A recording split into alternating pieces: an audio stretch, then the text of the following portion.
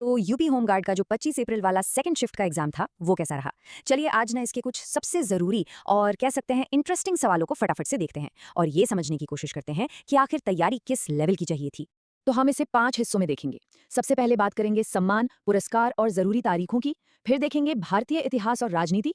उसके बाद आएगा भूगोल और अर्थव्यवस्था। फिर साइंस और टेक्नोलॉजी और आखिर में जो बहुत ज़रूरी है, उत्तर प्रदेश पर खास फोकस।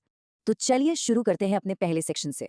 देखते हैं कि सम्मान, अवार्ड्स और इम्पोर्टेंट डेट से जुड़े किस तरह के सवाल पूछे गए थे।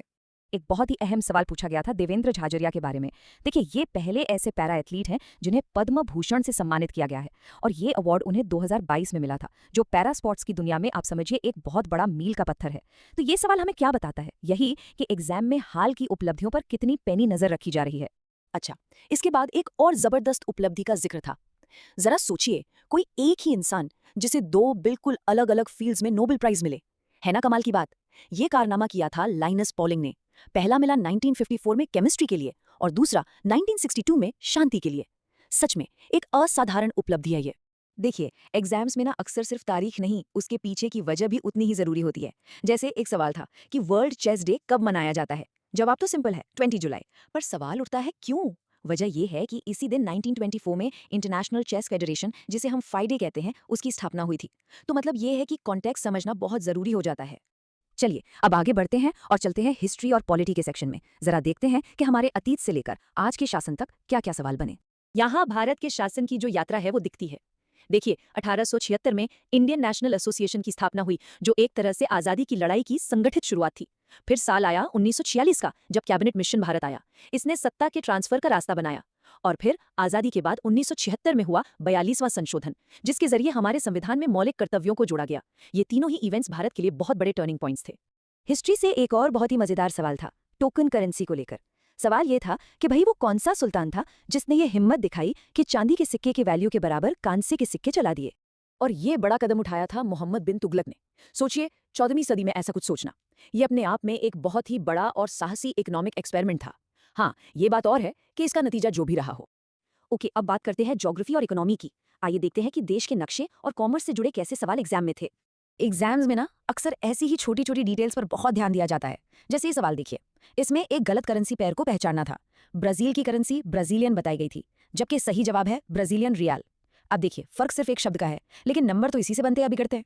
अच्छा, अगला सवाल ज्योग्राफी और इंडस्ट्री दोनों को जोड़ता है। सवाल था, भारत की कोयला राजधानी किसे कहा जाता है। और इसका सही जवाब है झारखंड का धनबाद।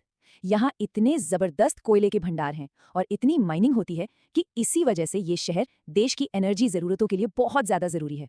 अब आते हैं डेटाबेस सवालों पर, जो हमेशा थोड़े ट्रिकी होते हैं। 2011 की जनगणना से ये सवाल उठाया गया कि देश की कुल आबादी में राजस्थान का हिस्सा कितना है। और सही जवाब है करीब करीब 5.6%। ये दिखाता है कि स्टैटिक डेटा, मतलब वो फैक्ट्स जो बदलते नहीं हैं, वो भी कितने जरूरी होते हैं। चलिए, अगला सेक्शन है साइंस एंड टेक्नोलॉजी का। और इसमें तो एटमॉस्फेयर की परतों से लेकर लेटेस्ट सोशल मीडिया ऐप्स तक सब कुछ कवर कर लिया गया था। साइंस एक बहुत ही फंडामेंटल सवाल था कि जो हमारी रक्षा करती है वो ओजोन लेयर, एटमॉस्फेयर की आखिर किस परत में मौजूद है।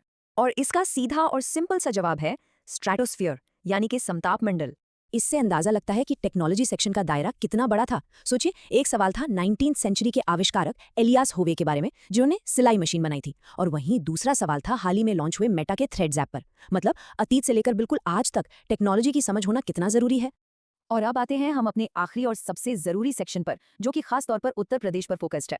यूपी स्पेशल डेटा की बात करें तो 2011 की जनगणना के हिसाब से राज्य की लिटरेसी रेट यानी साक्षरता दर पूछी गई थी, जो कि है लगभग 68%। ये एक ऐसा जरूरी आंकड़ा है जो अक्सर एग्जाम्स में देखने को मिल जाता है। इसके अलावा यूपी से जुड़े कुछ और भी सीधे सीधे सवाल थे, जैसे कि चूना पत्थर का सबसे ज्यादा इस्तेमाल किसमें होता है। सीमेंट इंडस्ट्री में। गोविंद वल्लभ पंत सागर का कनेक्शन किससे है। रिहंद डैम से। और EWS/OBC परिवारों के लिए शादी में मदद करने वाली योजना कौन सी है। शादी अनुदान योजना। तो इससे साफ है कि लोकल इंडस्ट्री, ज्योग्राफी और सोशल स्कीम्स की जानकारी कितनी जरूरी है। तो इस पूरे एनालिसिस से एक बात तो बिल्कुल साफ हो जाती है कि मध्यकालीन भारत की करेंसी से लेकर आज के सोशल मीडिया तक ये एग्जाम सच में सब कुछ कवर करता है। तो अब सोचने वाली बात यह है कि एक मॉडर्न होम गार्ड से इतनी अलग अलग तरह की नॉलेज की उम्मीद आखिर क्यों की जाती है। शायद शायद इसलिए क्योंकि ये भूमिका अब सिर्फ सुरक्षा तक ही सीमित नहीं रह गई है, बल्कि एक जागरूक और जानकार नागरिक होने की भी है।